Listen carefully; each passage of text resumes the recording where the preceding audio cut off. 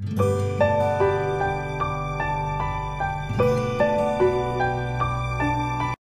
అండి, నేను Razia's healthy kitchen నుంచి. ఈరోజు మన రెసిపీ వచ్చేసి ప్రాన్ కర్రీ అండి.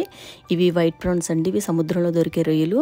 ఇవి చాలా టేస్టీగా ఉంటాయండి. సముద్రంలో దొరికే రొయ్యలు ఒక్కొక్క రొయ్య ఒక్కొక్క టేస్ట్లో ఉంటుందండి. ఈ రొయ్యల్లో గాజు రొయ్యలని, ఇంకా టైగర్ ప్రాన్స్ అని, ఇంకా ఎర్ర రొయ్యలని చాలా రకాలు ఉంటాయండి. వీటిలో ఇవి తెల్ల రొయ్యలు అండి. ఇవి తెల్ల రొయ్యలు అంటారు. ఇవి చాలా టేస్టీగా ఉంటాయి అసలు ఈ ప్రాన్స్తో పచ్చళ్ళు పెట్టుకున్న, కర్రీస్ చేసుకున్నా కూడా చాలా టేస్టీగా ఉంటాయండి.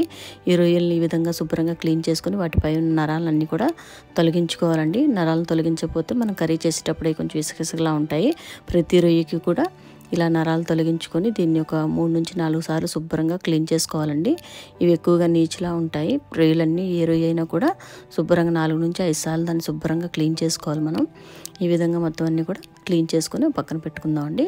ఇప్పుడు మనము కర్రీ గురించి ఒక 1 కిలో ప్రాన్స్తో మనం ఈరోజు కర్రీ చేసుకుందాము.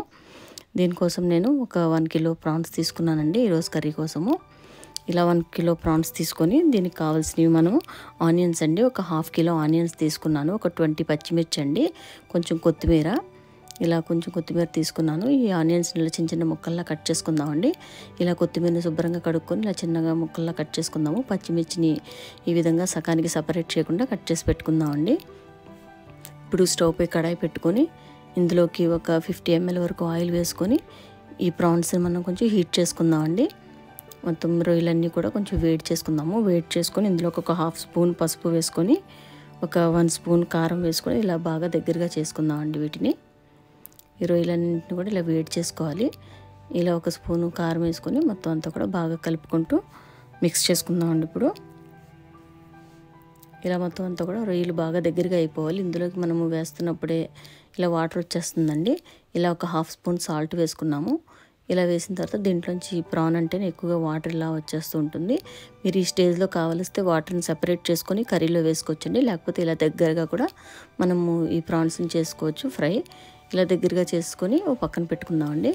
మన ఇంట్లో చేసిన మసాలా ఇది చాలా బాగుంటుందండి. ఇది ఏ కర్రీస్లోకైనా కూడా చాలా పర్ఫెక్ట్గా సెట్ అవుతుంది. ఇది మన ఛానల్లో ఉందండి. నేను లింక్ డిస్క్రిప్షన్లో ఇస్తాను, తప్పకుండా చూడండి. ఇది ఏ బిర్యానీలోకైనా, ఏ నాన్ వెజ్ కర్రీలోకైనా చాలా బాగా సెట్ అవుతుంది. సో ఈ ప్రాన్ కర్రీ ఈరోజు మనం ఇదే మసాలాతో చేయబోతున్నామండి. ఇలా స్టవ్ పై కడాయి పెట్టుకుని ఇందులో ఒక 200 ml వరకు ఆయిల్ వేసుకుందాము.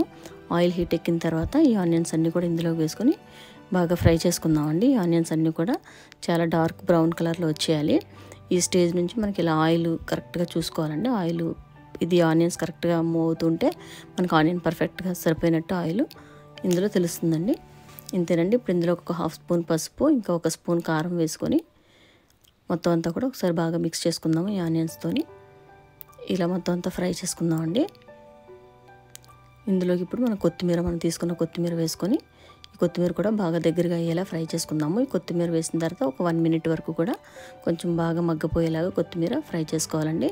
ఇప్పుడు మనం తీసుకున్న హోల్ మసాలా అండి, ఇది చాలా టేస్టీగా ఉంటుందండి కర్రీస్లోకి. ఇలా నేను ఈ స్పూన్తో ఇలా వేసుకున్నానండి. దగ్గర ఒక 50 గ్రామ్స్ వరకు ఉంటుందండి. స్పూన్ ఫుల్గా కాకుండా జస్ట్ హాఫ్కి వేసుకున్నాను. ఇలా మీరు తీసుకున్న క్వాంటిటీని బట్టి చూసి వేసుకోండి.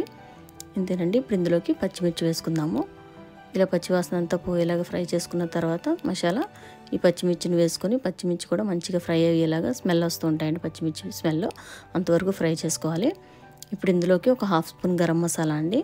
ఇది కూడా మన ఛానల్లో చేసింది, లింక్ డిస్క్రిప్షన్లో ఇస్తానండి. డీటెయిల్స్ చాలా పర్ఫెక్ట్గా చాలా బాగుంటుంది గరం మసాలా. సో ఇప్పుడు ఈ స్టేజ్లో ఇప్పుడు ఇందులోకి మనం తీసుకున్న ఈ ప్రాన్స్ అన్నీ కూడా ఇప్పుడు ఇందులోకి వేసేసుకుందామండి. వేసి ఇవి కూడా బాగా దగ్గరగా ఫ్రై చేసుకోవాలి. ఇప్పుడు ఇలా ప్రాన్స్ వేసిన తర్వాత మనం 5 మినిట్స్ వరకు కూడా బాగా కొంచెం ఈ ప్రాన్స్ అన్నీ కూడా బాగా దగ్గరగా అయ్యేలాగా ఫ్రై చేసుకోవాలండి. ఈ విధంగా అప్పుడే కర్రీ చాలా టేస్టీగా ఉంటుంది. సో ఇలా మొత్తం అంతా కూడా బాగా దగ్గరగా అయిపోవాలి.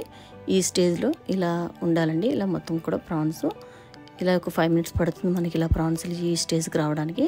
ఇప్పుడు ఇందులోకి మనము హీట్ చేసి పెట్టుకున్న కడాయిలో కొంచెం వాటర్ వేసుకొని ఈ వాటర్ని ఇందులో వేసుకొని ఇంకొక 3 మినిట్స్ మళ్ళీ మనం కుక్ చేసుకుందామండి. ఈ వాటర్ వేసిన తర్వాత ఈ విధంగా జస్ట్ మూత పెట్టకుండా మనం ఇలా లైట్గా ఫ్రై చేసుకుందాము.